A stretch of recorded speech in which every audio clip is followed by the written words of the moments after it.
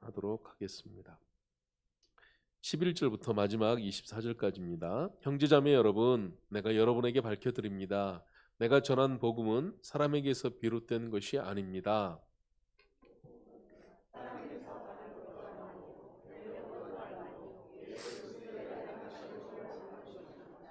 내가 전에 유대교에 있을 적에 한 행위가 어떠하였는가를 여러분이 이미 들은 줄 압니다. 나는 하나님의 교회를 몹시 박해하였고 또 아주 없애버리려고 하였습니다.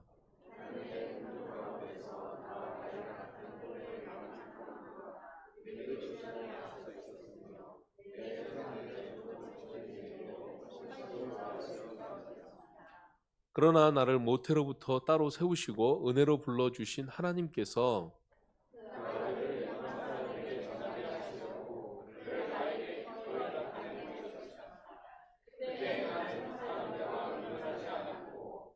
또 나보다 먼저 사도가 된 사람들을 만나려고 예루살렘으로 올라가지도 않았습니다. 나는 곧바로 아라비아로 갔다가 다마스쿠스로 되돌아갔습니다.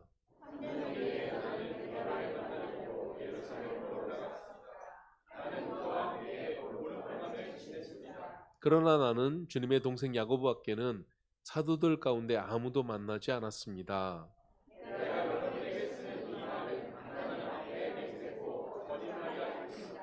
그 뒤에 나는 시리아와 길리기아 지방으로 갔습니다.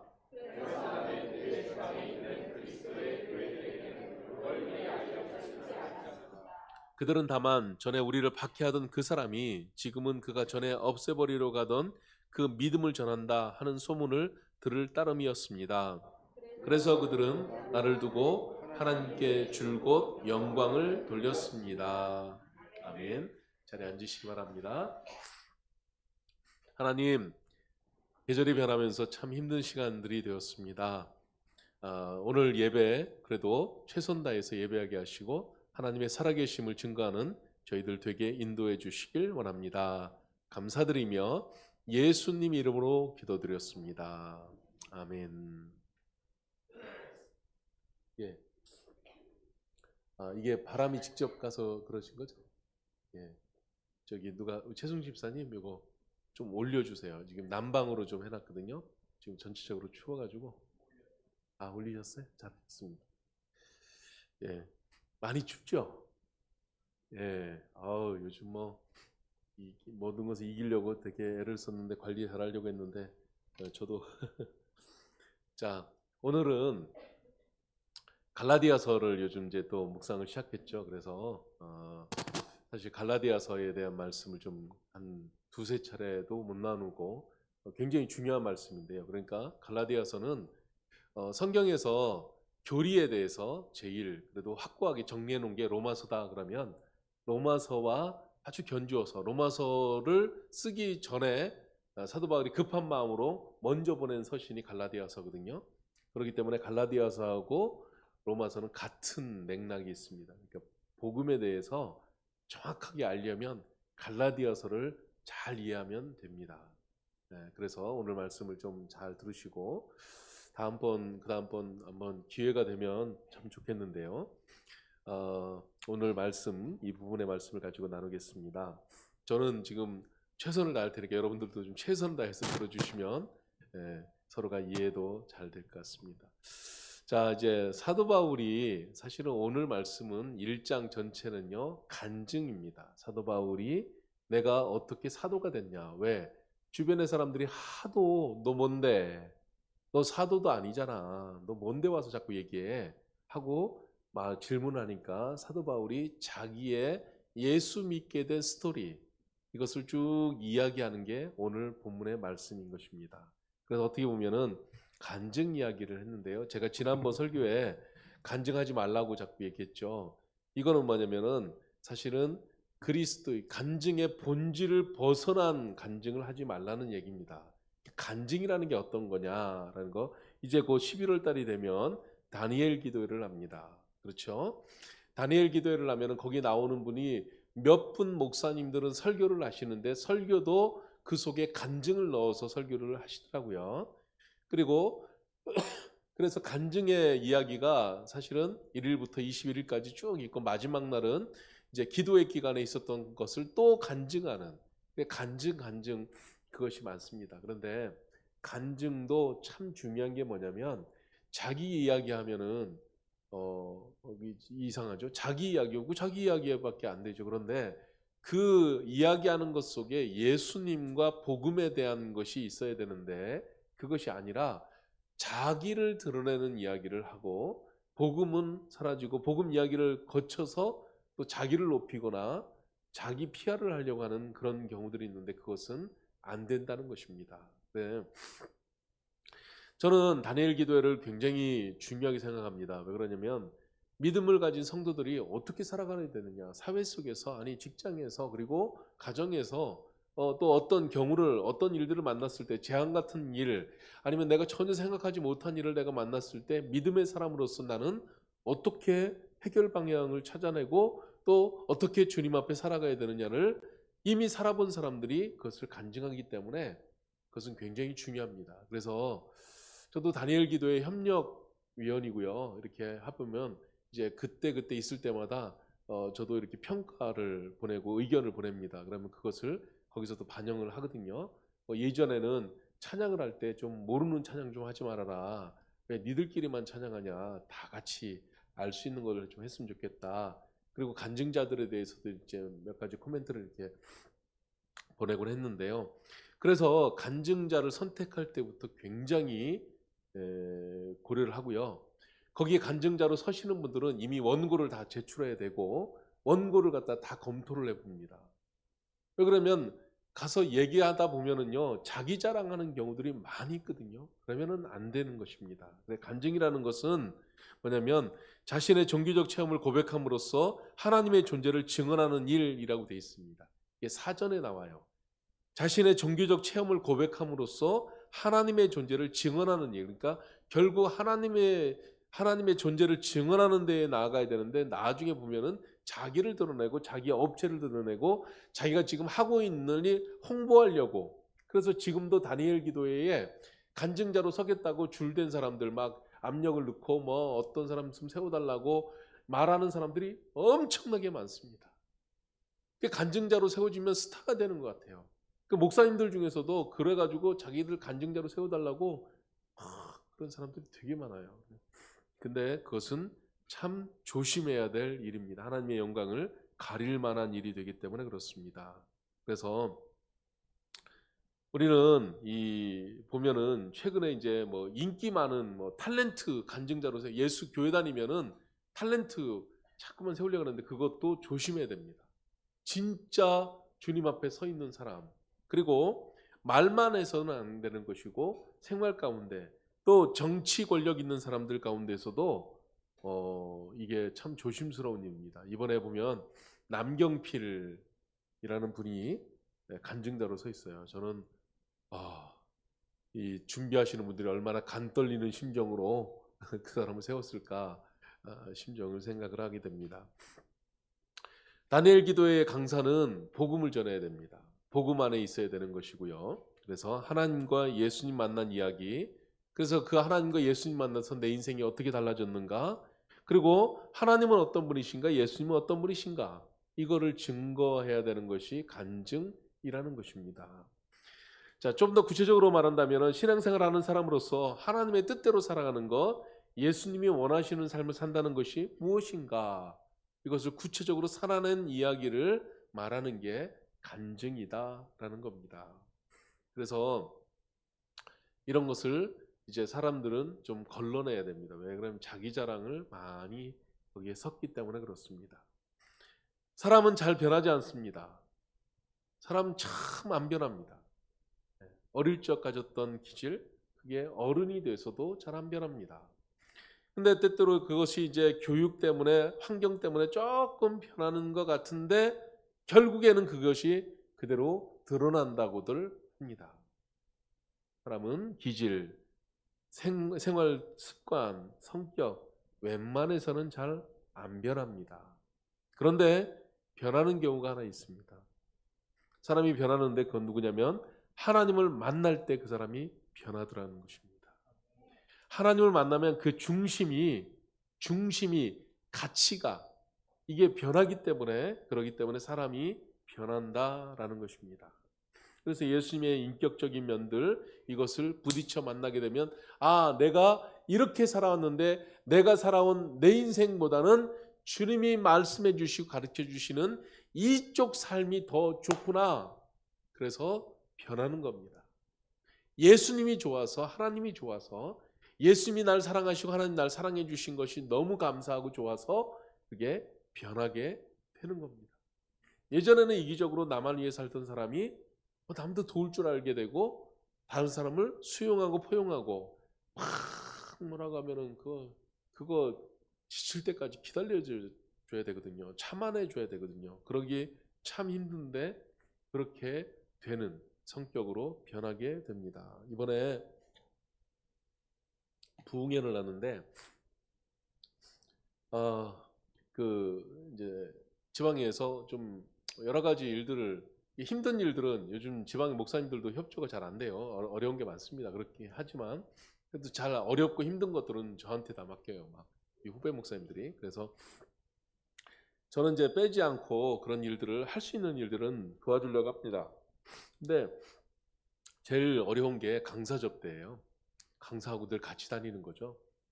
저는 저게 맡겨주셔서 저는 너무 감사했어요. 땡큐 그래가지고, 이제 손석은 목사님하고 너무 가깝고 제가 배울 게 너무 많은 분이고, 더 가깝게는 그분이 개척하고 나서 그 뒤에 해에 저도 거기 근처에 개척을 해가지고 그분이 하시는 선교원에 우리 두 딸이 다녔어요.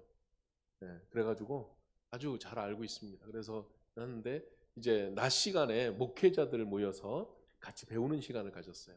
목사님하고. 근데 목사님이 피곤하잖아요. 그분 건강이 좀 안 좋잖아요. 그래서 앵간히 하고 가면 좋은데, 이분이 또 말하는 것도 좋아하고 목회자하고 교제하는 거, 막 젊은 사람들과 특히 또 막 이렇게 여러 가지 권면해주고 하는 게 좋아하셔가지고, 그래가지고 같이 정말 많이 있었습니다. 근데 그걸 그러면서 목사님하고 이제 여러 가지 이야기를 저도 이렇게 하게 됐습니다. 그런데 예전에 있었던 일들, 예전에 제가 겪었던 일들, 그곳에서 목사님과 같이 있었던 일들, 그런 것들을 같이 나누게 되면서 저를 다시 한번 이렇게 돌아보게 되었던 시간이 있었습니다. 자, 간증이라는 것은요, 예수님을 만나야, 예수님 중심으로 딱 서야 우리의 인생이 변하게 됐다는 것을 알 수 있습니다. 간증도 변질이 되는 경우들이 많이 있습니다. 이것을 조심해야 한다는 것입니다. 자, 여러분에게 누군가 와가지고, 아니 친척 중에 가까운 사람 중에 누군가 와가지고 어떻게 해서 그리스도인이 됐어? 이렇게 물어보면 여러분들은 어떻게 대답을 하시겠습니까? 제가 가끔 섬찟할 때가 있어요. 이런 질문이 들려오면 엉뚱한 얘기를 하는데, 그렇다고 그 얘기에 대해서 제가 따박따박 반박해서 뭐라고 야단치듯이 얘기할 수가 없어요. 어떻게 해서 예수 그리스도를 믿는 그리스도인이 되셨습니까? 라는 질문을 했는데 자기 이야기만 하는 거예요. 자기 삶의 이야기만 하는 거예요. 그래서 어떻게 보면은 그 자기 삶의 이야기가 예수님을 드러내는 게 아니라 전혀 다른 쪽의 이야기를 하게 돼서 정말 예수님을 정말 만났는가? 왜 교회를 다니는가? 이런 부분에 대해서 좀 염려되는 경우들도 많이 있습니다. 여러분 분명히 예수님 만난 삶, 이것이 우리에게 정말 중요하다는 것입니다. 그래서 주님께서는 우리를 부르셨습니다. 그리고 찾아오셨습니다. 우리가 주님을 만납니다. 이 만난 것이 너무너무 중요한 것인데, 우리가 인생을 살아가면서 누구를 통해서, 아니면 어떤 사람을 이끌려서, 아니면 누군가 지나가다가 훅 말했는데 그 말 때문에, 아니면 성경 말씀을 듣고 한번 내가 가보겠다는 생각이 들어서, 아니면은 좀 교회에서 누군가 뭔가를 준다고 해가지고 왔다든지, 어릴 적에 사탕 먹으려고 왔다든지, 뭐가 되든 좋습니다만, 그렇게 해서 교회를 왔는데 거기서 그치는 것이 아니라, 그렇게 해서 오기는 왔는데, 여러 경로로 통해서 왔는데, 그러다가 예수님을 만나고 하나님을 만났느냐라는 게 중요하다는 거예요. 우리는 믿음이 흔들릴 때가 분명히 있습니다. 왜 없습니까? 사람인데요. 누가 잡아주지 못하는 경우들도 많아요. 네? 한번 잡아주면은 딱 바로 서는 사람도 있지만 어떤 사람들은요 마음이 높아져 가지고요 이제는 그런 사람들이 붙잡아줘도 마음 흔들리는 것을 이렇게 멈추지 못하는 사람들도 있다는 거예요. 그런데 어떻게 했었든 우리 주님 만난 그 사실 앞에서 우리는 다시 한번 분명해져야 한다는 것입니다. 그래서 오늘 11절 말씀이 뭐라고 하냐면 형제자매 여러분, 내가 여러분에게 밝혀드립니다. 내가 전한 복음은 사람에게서 비롯된 것이 아닙니다 라고 말하고 있습니다.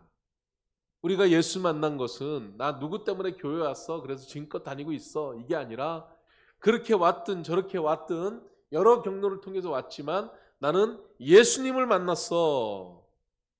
하나님의 사랑이 무엇인지를 나는 알게 됐어 라는 것이 중요하다는 것입니다. 복음은 사람으로부터 비롯된 게 아닙니다. 복음은 우리들의 어떤 생각으로부터 비롯된 게 아니라는 것입니다. 복음은 하나님으로부터 비롯되어서 나온 것입니다. 하나님이 우리를 찾아오셨고 하나님이 우리를 부르셨고 하나님이 우리를 건지셨습니다. 그냥 당장은 누가 내 손 붙잡고 교회로 데리고 왔고 나는 교회에서 주는 사탕 먹으려고 왔는데 그게 아니라 나중에 믿고 나서 보니까 그게 하나님이 나를 부르심이라는 것을 깨닫게 되었고 하나님이 나를 찾아오셨다는 것을 내가 알게 되었고 하나님이 나를 죄악에서 구원하셨다, 건져주셨다라는 것을 깨닫게 되었다는 것입니다. 그래서 복음을 만난 사람들은 복음을 가슴속에 지니고 있는 사람들은 사람과 환경 때문에 흔들려서는 안 되는 것입니다. 오직 복음만 붙들어야 되는 거고 예수님과 하나님만 붙들어야 되는 것입니다. 그런데 사람들은 자꾸 사람을 보고 환경을 보고 그래서 곰곰이 생각을 해보십시오. 사람과 환경은 흔들릴 수밖에 없는 존재들인 거예요. 복음이라는 것 이것은 우리를 하나님 앞으로 온전하게 이끌어갑니다. 그래서 하나님의 사람으로 세웁니다. 그런데 하나님의 사람으로 세우면 거기에는 반드시 나중에도 말씀드리겠지만 사명이 분명히 있습니다. 그래서 내가 가야 될 길이 분명해지게 되는 것입니다. 오늘 12절 말씀도 그 복음은 내가 사람에게서 받은 것도 아니요 배운 것도 아니요 예수 그리스도의 나타나심으로 받은 것입니다 라고 사도 바울도 분명히 말하고 있어요. 자, 이 고백을 왜 하고 있냐면 사도 바울은요 사람에게서 받은 사람이었다는 거예요. 그동안은 사도 바울이 얼마나 열심히 있었는지 13절에도 분명히 말합니다. 내가 전에 유대교에 있을 적에 그러니까 사도 바울은 유대교에 있었어요. 가말리엘 문화에 있었단 말이에요. 배우는 학생 중에서도 그때 당시에 학파 중에서 가장 유력한 학파 중이었고 거기서도 아주 뛰어난 학생이었고 열심히 배우는 학생이었어요. 유대교로 특심이 있는 사람이었단 말이에요. 대단한 사람이었죠. 그게 사람 쪽이었다는 거예요. 사람을 의지하고 사람 보기에 뛰어난 사람, 사람 보기에 나 대단한 사람이야 라고 인정받는 사람이었다는 거죠.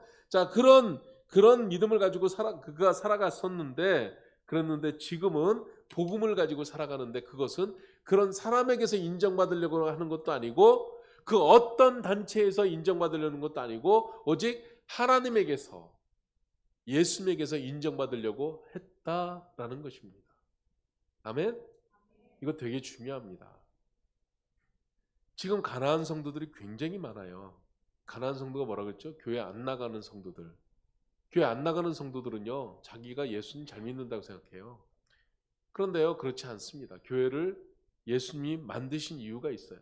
그리고 교회를 사랑을 하고 있거든요.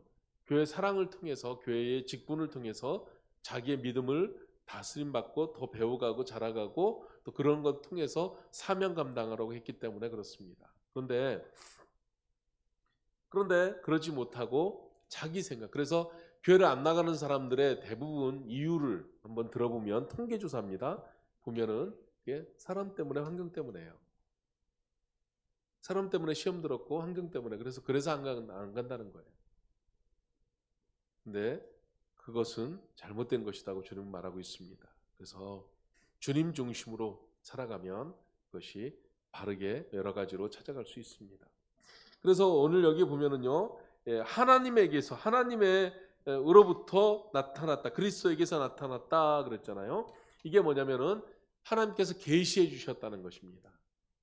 하나님께서. 그러니까 이것이 이제 요 말씀이 로마서로 가면은 일반 계시, 하나님께서 하늘의 별과 달과 자연 만물에 있는 모든 나무들, 새, 짐승, 동물 이런 것들 속에 하나님이 깃들어 있다는 거예요. 하나님의 메시지가 깃들어 있다는 거죠. 하나님의 계시가 깃들어 있기 때문에 그것만 봐도 하나님이 계시구나, 하나님의 뜻이 이것이구나 라는 것을 깨달을 수 있다라고 말하고 있습니다. 짐승들은 잘 모릅니다. 짐승들은 그럴 만한 능력이 없습니다. 하나님께서는 창세기를 통해서 사람은 생령으로 지으심 받았기 때문에 우리 속에 성령이 들어올 때에 우리는 성령에 의해서 많은 모든 것들을 바로 볼 수 있는 능력이 생기게 되었다라는 겁니다. 여러분, 우리가 성령에 의하지 않으면 바로 볼 수가 없어요. 그런데 성령이 임하면 모든 것들을 바로 볼 수가 있다는 것입니다. 요즘 여기 계신 분들 중에서 어른들 중에서는 컴퓨터 하면은 막 어렵다 생각이 들죠. 근데 컴퓨터를 막상 열심히 또 이제 어려워하지 않고 이렇게 대면에 가보면 그렇게 어려운 게 없어요, 사실은요. 그래서 컴퓨터는 아주 단순한 겁니다. 그랬고 이제 그런데 요즘 이제 많이 복잡해졌죠. AI가 막 나왔다고 하니까 이제 어떤 한계선을 넘어가는 것 같이 느껴지죠. 얼마 전에 학부모들이 초등학생들, 중학생들 뭐 여기 춘천은 그런 바람 안 불더라고요. 근데 이제 교육 바람이 많이 부는 뭐 저 서울, 세종 뭐 어디 이런 데서는 제가 갈 때마다 한 번씩 만나면 놀랄 정도로 컴퓨터 교육에 그래서 코딩 했었어요. 여기 초등학생 학부모들은 다 알 거예요. 코딩 뭔지 알죠? 얘기 들어봤죠? 코딩 교육을 시킨다는 거예요. 그래서 그게 뭐냐면 컴퓨터에다가 내 생각과 내 일들을 의도하는 것들을 입력시켜서 컴퓨터가 일할 수 있게끔 만드는 거예요. 그래갖고 저도 뭐 처음 컴퓨터 나왔을 때 가서 이렇게 학원 가서 좀 배워본 적이 있어요. 근데 이제 그런 코딩들은 이제 인코딩이라고 합니다. 내가 이제 컴퓨터에다가 내가 뭔가를 이렇게 입력시킨 거. 디코딩이라는 말도 있어요. 디코딩 뭐냐면 컴퓨터는요 단순합니다. 뭐 0, 1 이거로만 하거든요. 그것을 나중에 지가 계산을 다 하고 막 돌려가지고 딱 나타나는데 내가 이해게끔, 내가 볼 수 있게끔 뭔가를 표현해 주는 게 바로 디코딩입니다. 인코딩, 디코딩 이런 게 있잖아요. 자, 뭐든지 인코딩, 디코딩이 있어요. 이거를 어렵게만 생각하지 마시고 우리가 성경을 볼 때도 인코딩, 디코딩이 있어야 되는 거예요. 그러니까 성경의 글자를요 백날 읽어보세요. 어떤 사람들은 맨날 잠만 오지 뭔 얘기인지 하나도 모르겠다는 사람이 있어요. 왜? 자기가 문자로 글자로만 읽으니까 모르는, 성령으로 읽어야 된다는 거예요. 우리 속에 성령이 임하시고 성령을 의지해서 하나님, 저는 이 글자를 읽을 때마다 못 깨달을 수 있는데 성령 하나님 의지합니다. 성령 하나님 제 안에 계셔서 이 성경을 읽을 때 깨닫게 해주십시오. 의지하고 기도하는 마음으로 성경을 읽으십시오. 그러면 이 문자 자체가 살았고 운동력 있고, 이 문자 자체가 아무것도 아닌 것 같지만 이 문자가 디코딩으로 나에게 읽혀져서 하나님의 메시지가 들려오고 하나님의 음성이 들려오는 것이고 하나님의 뜻이구나 보여지게 된다는 것입니다. 근데 인코딩, 디코딩이 자기의 생각으로 막아버리는 거예요. 안 돼. 그건 아니야. 자기 생각이 이만큼 높은데 하나님이 아무리 말씀을 해도 그 벽 이쪽에서 그 벽 너머로 어떻게 들어갑니까? 우리가 믿음 생활한다는 것은 자기를 부인하고라는 거예요. 사도 바울에게 있어서 가장 큰 특징, 이 간증의 1장, 갈라디아서 1장의 큰 특징은 뭐냐면 자기 부인이에요. 자기가 살아있어서 다메섹으로 그렇게 예수 믿는 사람들을 잡아 죽이려고 가는, 기가 살아가지고 자기 생각이 너무 많아가지고 있던 사람이 그 가는 길에서 예수 그리스도를 딱 만나니까요 자기가 죽어버리는 거예요. 자기 생각을 포기하는 거죠. 대충 포기하는 게 아니었다는 거예요. 예수 믿는다는 것은 대충이 아니라는 거죠. 그렇게 자기를 내려놓았을 때에 그리스도 예수님의 말씀에 그대로 즉각적으로 순종할 수 있는 것이 나왔다라는 것입니다. 그래서 우리가 성경 말씀을 우리에게 주신 놀라운 계시, 자연 계시 이게 있는데요. 여기에 인코딩, 디코딩이 잘 돼야 되는 거예요. 그거를 보면서 똑같은 자연 만물을 보면서 와, 하나님 감사합니다. 하나님 살아계시군요. 하나님의 역사이시군요. 이렇게 보는 사람이 있는 반면에 그 자연을 보고 불평불만만 하고 원망하는 사람들이 있다는 거죠. 똑같은 일을 가지고도. 그래서 우리는 모든 성경은 하나님의 감동으로 되었다는 것을 우리가 알고 우리 안에 성령의 역사가 있다는 것을 또 알고 그래서 성령이 우리 안에 오셔야만 내가 성경도 제대로 볼 수가 있고 성령이 우리 속에 함께 하셔야만 내가 믿음대로 살아갈 수 있다는 것을 우리가 깨닫고 의지해야 한다라는 것입니다. 성령 받으면 성령이 역사하시면요. 초등학생도 날고기는 배우는 박사보다 더 낫습니다. 박사가 뭘 다 압니까? 박사는 그 분야만 조금 더 많이 아는 사람이에요. 박사들은 자기 고집만 있습니다. 그래서 우리는 성령에 의해서 살아가는 하나님을 아는 존재가 되어야 한다는 것입니다. 우리가 영적인 존재죠. 아멘? 사람은 영적 존재입니다. 그렇기 때문에 이 영적 존재이기 때문에 뭔가 하나님의 뜻을 알고 싶어요. 여러분 요즘 그 통계로 보면은요, 무교, 나는 아무 종교도 아니다, 무교라고 하는 사람들이 그렇게 많은데 그런 사람들도 막상 어려운 일을 딱 당하면요, 그 사람들이 70%가 하나님을 찾는데요. 무신론자들의 70%가 하나님을 찾는데요. 어려운 일은 어디에 가서 빌어야 될지는 모르겠지만 급박한 일이 생기면 어딘가 빌려간대요. 이게 사람은 영적 존재이기 때문에 그렇다는 것입니다. 그렇기 때문에 영적 존재인 우리는 영적인 만족이 있어야 되는 거예요. 그래 앞으로 AI 시대가 돼도 영적인 부분들, 그래서 예배하는 거, 또 신앙은 더 부흥될 거라. 지금 과도기라서 지금 사람들이 게을러지고 자기를 판단하는 것에 잘못 판단하기 때문에 자기 중심으로 가기 때문에 이런데 조금 시간이 지나게 되면 AI 시대가 되거나 그러면 더더군다나 하나님을 예배하는 일에 더 열심히 될 거라고 그렇게들 말합니다. 그래서 이제 간단하게 제가 사도 바울의 간증이 어떤 단계로 갔는가 그것만 요약해서 말씀드리겠습니다. 13절과 14절을 같이 한번 읽어보겠습니다. 자, 시작. 내가 전에 유대교에 있을 적에 한 행위가 어떠하였는가를 여러분이 이미 들은 줄 압니다.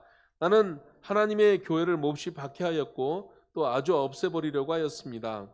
나는 내 동족 가운데서 나와 나이가 같은 또래의 많은 사람보다 유대교 신앙에 앞서 있었으며 내 조상들의 전통을 지키는 일에도 훨씬 더 열성이었습니다. 자, 보다라고 그랬죠. 여기 보면은 또 또래의 많은 사람보다 비교했잖아요.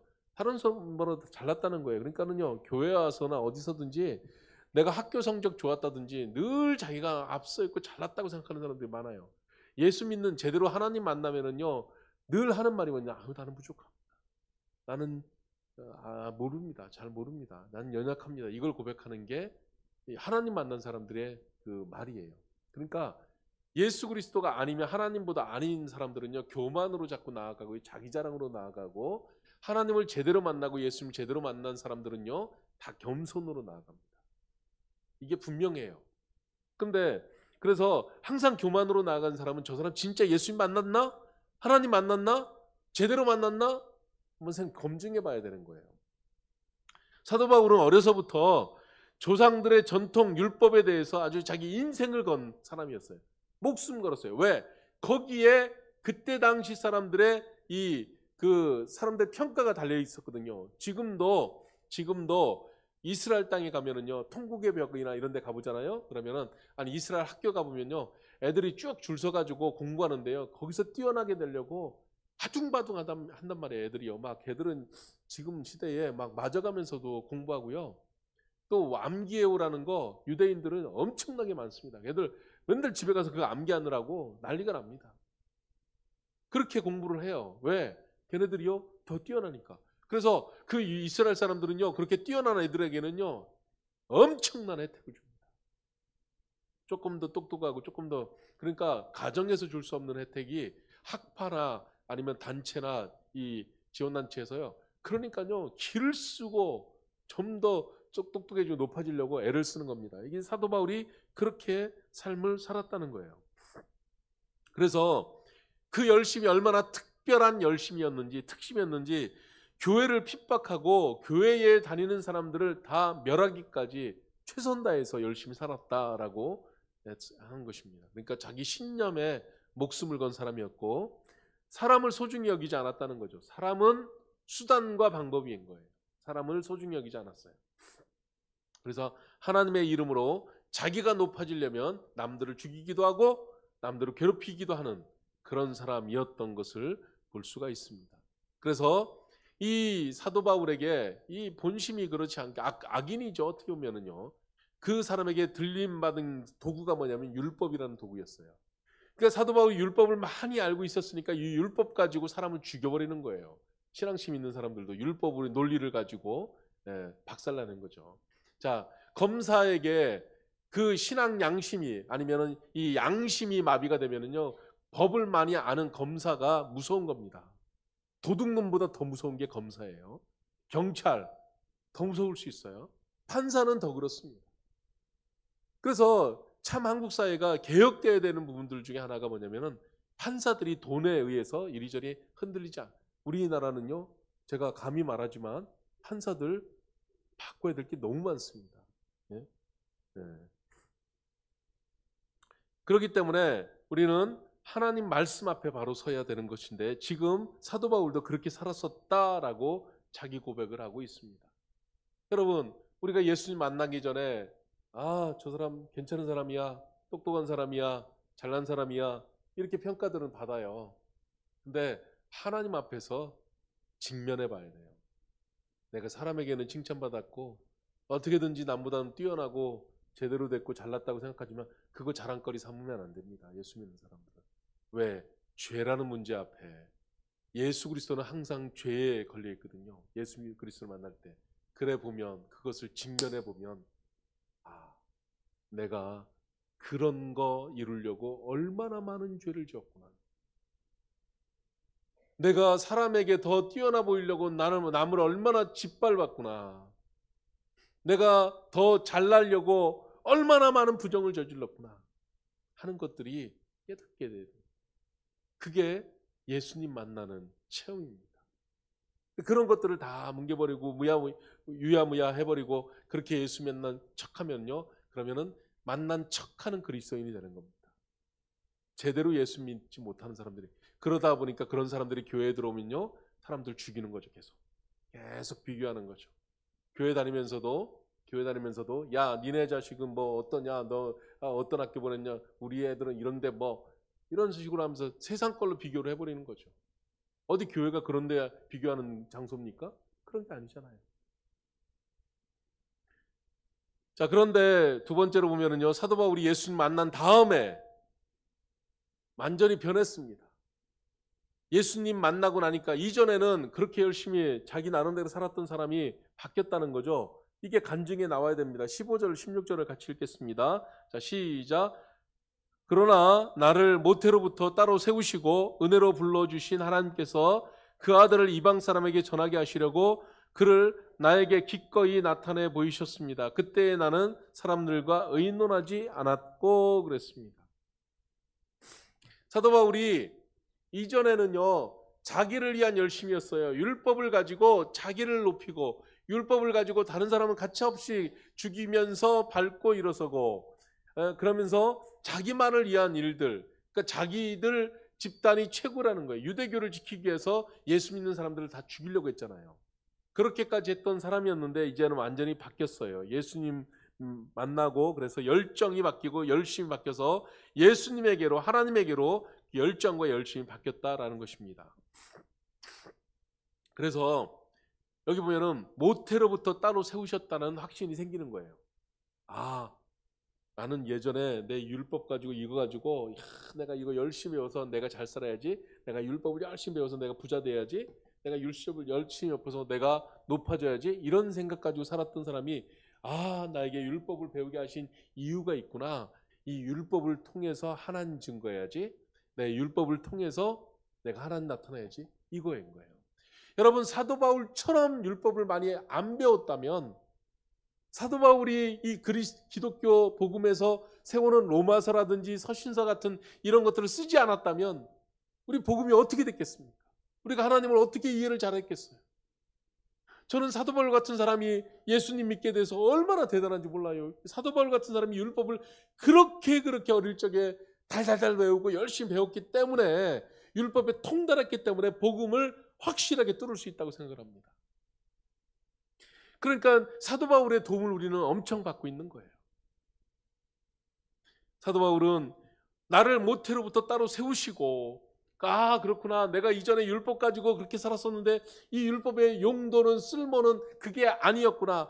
아, 나를 하나님께서 나에게 이렇게 건강을 주셨고 나에게 이렇게 배우게 하셨는데, 이런 것들이 이제는 내가 출세하려고, 나 잘 살려고, 내가 좋은 일 하려고 이렇게 했는데 그게 아니고, 나에게 이런 재능을 주시고 이런 일들을 주신 것은 바로 하나님의 이런 일들을 하기 위해서 세우셨구나, 주셨구나. 이렇게 복음, 예수님 만나면은 다르게 보인다는 거예요. 다르게 보인다는 거예요.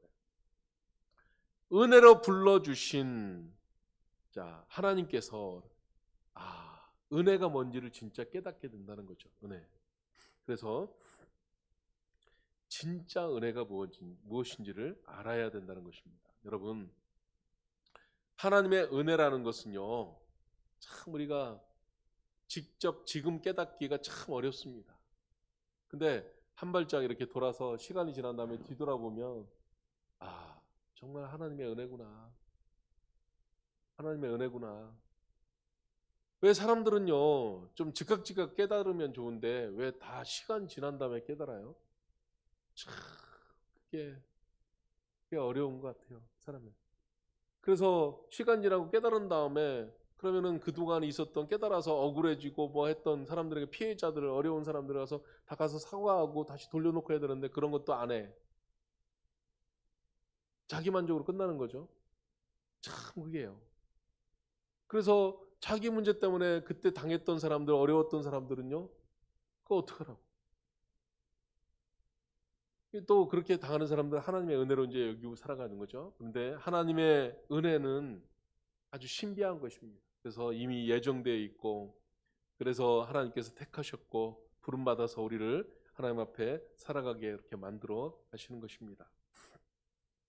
자, 이제 마지막으로 한 가지만 더 보면은요, 이제 그 뒤에 나오는 이야기들을, 그것은 이제 예수님을 인격적으로 만난 다음에 사도 바울의 인생이 얼마나 많이 변했는가, 이것에 대해서 이제 쭉 나오고 있습니다. 몇 가지로 나오는데요, 여기 보면은 인생의 우선순위가 변했다는 것을 말해주고 있습니다. 사도 바울은 예수님을 만난 다음에 인생의 우선순위가 완전히 바뀌어버렸다는 거예요. 그래서 여기 보면은 인생의 우선순위가 바뀌었다는 게 뭐로 이제 표현되고 있냐면, 사도 바울이 제일 먼저 16절 같이 읽어볼까요? 그 아들을 이방 사람에게 전하게 하시려고 그를 나에게 기꺼이 나타내 보이셨습니다. 자기 인생이 이제는, 예전에는 이 예수 믿는 사람을 핍박하는 삶을 살았잖아요. 그런데 그게 아니라 이제 예수님, 그분을 전하게 하시려고 나를 세우셨구나 하는 걸 깨닫게 되었고, 그렇게 해서 이제 확실히 예수님을 만났단 말이에요. 그런데 그때의 나는 사람들과 의논하지 않았고, 또 나보다 먼저 사도가 된 사람들을 만나려고 예루살렘을 올라가지도 않았습니다 라는 거예요. 자, 뭐냐면은 가말리엘 문화에, 그런 학파에 들어가 살았을 때는 사람이 우선이었어요. 그러니까 무슨 일이 생기면 사람을 쫓아갔단 말이에요. 그래가지고 가서 거기에서 해결책을 찾으려고 하고 어떻게 해야 될지 방향을 찾으려고 했다는 거죠. 그런데 여기 사도 바울이 예수님을 만난 다음에는요, 그런 사람들을 찾아가지 않았다는 것입니다. 그런 방향으로 문제를 해결하려고 하지 않았다는 것입니다. 그래서 나는 사람들과 의논하지 않았다라는 게, 이제까지는 늘 사람들과 의논했다는 거예요. 이제까지는. 사도 바울에게 있어서는, 그래서 그 학파들이 딱 말하면요, 거기에 자기는 맨 앞장서서 나를 따르라 그래가지고 예수 믿는 사람들을 내가 다 때려부실게, 죽일게 막 그러면서 맨 앞장선 거예요. 그러니까 뒤에 배경이 있는 거예요. 그래서 그 사람들한테 뭐냐면은 다 나 보라는 거예요. 내가 이런 사람이다. 그러니까 이제 나중에 다 이거에 대한 보상을 해줘라. 나는 이런 식으로 가는 거죠. 그런데 그렇게 하지 않았다는 것입니다. 그래서 우선순위는 하나님이었고 나보다 먼저 사도가 된 사람들을 만나려고 예루살렘으로 올라가지도 않았다는 거죠. 자, 반대로 이제 내가 편이 갈라져 버린 거잖아요. 유대교 편이 아니라 이제 그리스도교 편이 됐는데, 그러면은 그리스도교 쪽에서도 그때 당시에 유력한 사람이 누구였어요? 예수님의 친동생 야고보는 예루살렘 교회의 지도자가 돼 있고, 또 거기에 베드로는 수제자 아니에요? 그럼 베드로 찾아가야 될 거 아니에요? 야고보 찾아가야 될 거 아니에요? 아니, 우두머리들 찾아가서 내가 어떻게 그렇게 이제 인생의 모든 해결 방법이 사람이었다는 거죠. 그런 해결 방법이 인간적인 방법을 수를 쓰지 않았다는 것입니다. 보면은 예수 믿고서도 여전히 인간적인 방법으로 하려고 할 때가 많아요. 하나님의 방법은요, 때로는요, 그냥 참아내는 경우, 손해보게 하는 경우들이 너무나 많습니다. 다 말할 수는 없지만 지금 너무 억울한 분이 한 분 있어요. 친구 목사님, 길근수 목사님, 선교사잖아요.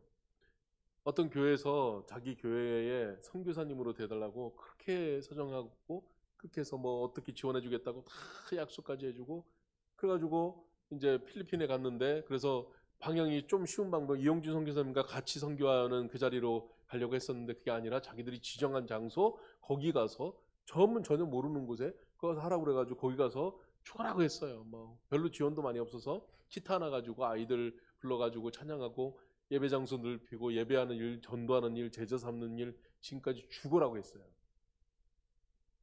근데 어떤 선교팀을 맡은 장로 하나가 탁 삐딱선을 뜨는 거예요. 자기 판단을 하는 거예요. 그래가지고 완전 죽일 죄인을 만들어가지고 법적으로 나간다고 하고, 압력을 넣고, 그 사람을 갖다 법으로 갖다 뭐 어떻게 아니 선교사가 무슨 법을 따질, 그러더니 그래 결국 뭡니까 그랬더니 그냥 다 놓고 가시오, 다른 사람 보낼 테니까. 그 자기가 보내고 싶은 사람이 있었던 거예요.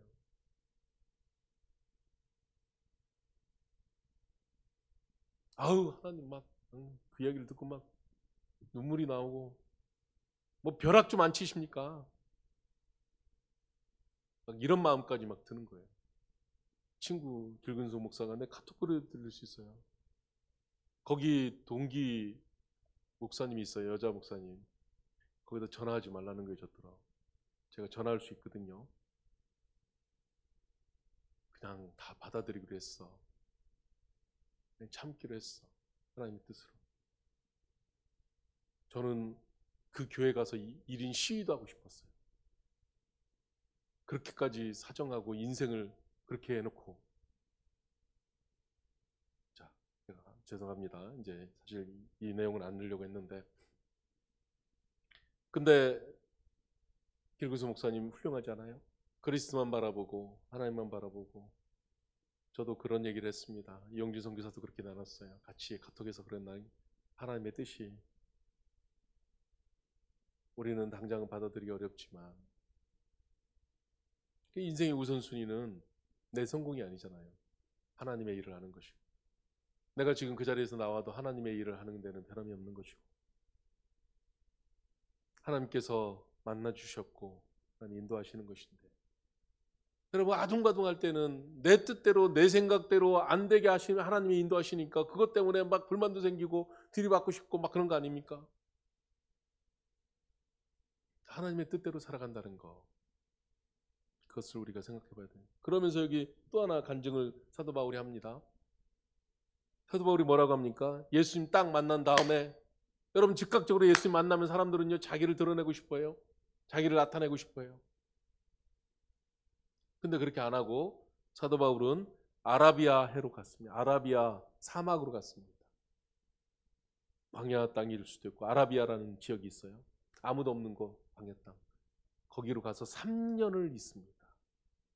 이 3년의 기간이 얼마나 사도 바울이 귀한 시간이었는지 몰라요. 다른 사람 같으면 뭐 가서 막 일하려고 할 텐데, 그게 아니라 예수님 딱 만난 다음에 사도 바울은요, 성경이 그때는 없었겠죠. 물론 구약 성경 내가 알고 따따 외우는 거 있었겠죠. 그래가지고 아라비아 해로 가서 거기 바다에 그 사막에 가서 거기서 3년을 동안 자기가 알고 있는 율법이 예수님과 무슨 상관이 있는가, 자기가 알고 있었던 율법의 내용들이, 구약의 성경에 꿰뚫고 있는, 머릿속에 가득 차 있는 이 모든 내용들이 그럼 예수님과 무슨 상관이 있는가? 이런 것들을 가지고 3년 동안 묵상한 거죠. 그러면서 명쾌해진 거죠. 그렇고. 그래서 우리는 사도 바울의 이 깨달음, 이것을 통해서 우리는 분명히 아는 것이 뭐냐면, 구약은 가운데 신약 사이에 딱 예수님 오셔서 된 것인데, 구약은 오실 예수님에 대한 약속인 것이고 신약은 오신 예수님에 대한 약속이라는 것이 사도 바울에 의해서 탁 알게 된 거예요. 그게 적혀진 것이 로마서, 갈라디아서, 고린도전서, 이런 성경들이잖아요. 사도 바울이 아라비아로 갔다는 것입니다. 여러분, 우리는 신앙생활할 때에 예수 만난 다음에 가장 힘써야 될 것이 뭐냐면 하나님 앞에 서는 겁니다. 예수님 앞에 서야 되는 거예요. 근데 우리 신앙생활의 대부분은 하나님 앞에, 예수님 앞에 서기보다는요, 사람들 앞에 서려고 하고 사람들 분위기 타려고 할 때가 많다는 거예요. 염려, 걱정, 누가 눈에 안 보입니까? 다 보이죠. 근데 그것으로 끝날 게 아니라 하나님 앞에 나아가서 기도하십시오. 누구 뭐가 어떻고 누가 어떻게 돼서 그랬고 누구는 어떻고 이런 거, 자기가 예수님 심판자도 아닌데 자기가 심판하려고 하지 말고 그냥 예수님 앞에 가서 기도하십시오. 엉뚱한 데 가서 잊지 말고 예수 만난 사람들이라면 우리는 하나님 앞에 가야 된다라는 것입니다. 우리 주님께서 이 갈라디아서 1장을 통해서 깨달을 수 있는 것은, 사람을 하나님은 들어 쓰시는데, 하나님의 선택한 사람을 쓰시는데 과거를 묻지 않으신다는 거예요. 사람은 아까도 안 변한다고 했지만 예수 만나면 변합니다. 아멘. 그래서 예수님 만난 사람을 하나님 들어 쓰십니다. 하나님 들어 쓰시는데 과거가 어찌하든 그 과거에 연연하지 않으시고 하나님은 그 사람을 쓰십니다. 오히려 과거를 더 놀라운 것들로 바꿔 가시는 것입니다. 예전에 마음의 상처를 가득 안고 있는 사람들이 있어요. 그 사람한테 가서 막 조그만 말 한마디 하면 말에서 독이 나오고 가시가 나오고, 그래서 아우 저 사람 말하기 싫어, 저 사람하고는 대화하기도 싫어, 가시만 나와, 말한 부정적인 말만 나와 하는 사람이 있어요. 그 마음속에 상처가 그득하기 때문에 그런 거예요. 그런 사람이요, 예수님을 딱 만나가지고 변화가 되면은요, 그 자기가 그 도끼를 알기 때문에, 가시를 알기 때문에 그 다음부터는요 그것을 어떻게 사랑해야 될지를 알아요. 그 사람의 심령, 마음 상처가 뭔지를 보인단 말이에요. 그래서 그런 사람들을 위로해 줄 수 있다는 거죠. 과거의 상처가 오히려 쓰임받는 도구가 되는 경우들이 많다라는 것입니다.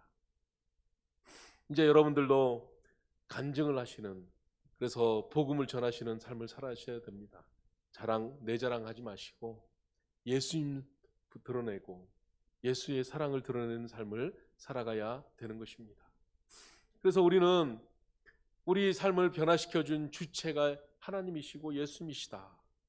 그래서 그것을 밝히 드러내야 되는데, 간증도 자기 자랑하려고 써갖고 이렇게 하면은요, 그거 자꾸 찢어버리고 하지 마시고, 간증을 하려면은 하나님이 어떤 분이신가, 예수 그리스도가 나를 정말 어떻게 변화주셨는가, 나는 지금 그 예수님 어떻게 붙잡고 있는가, 이게 노력이 있고요, 이게 얼마나 힘든 건지 몰라요. 그렇게 해서 간증을 해야 한다라는 것입니다. 여러분 기억하시기 바랍니다. 여러분, 우리 인생은 나의 간증을 지금도 써나가는 중입니다. 그래서 내 인생의 이 시간 동안에 나를 하나님이 정말 어떻게 인도하실까, 그래서 그 인생 가운데 나는 지금 순간을 어떻게 살아갈까, 시간 지나고 나서 나는 간증할 것인데 주님 앞에 가면은 다 드러날 거예요. 근데 그때 나는 어떻게 말할 것인가를 밝게 생각하면서 살아가야 되겠습니다. 기도하겠습니다.